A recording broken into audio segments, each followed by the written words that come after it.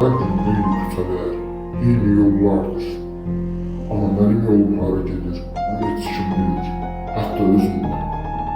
Ne olur qaçırsan, hər şeydən nə var sən vurur müştərə qalır. Səni boş tutmaq olmuyor, oturub birdən. Buyurun buradan çıxarsın. Buyurun, bu da sizin kalırınız. Çok sağ olun. Yüzlüyüz, üstündə o qədər yoxdur, onlarını çatın.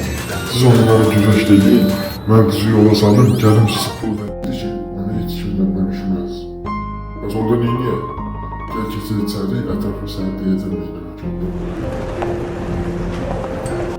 Yox, yox, meymin nələrsə saxlayır.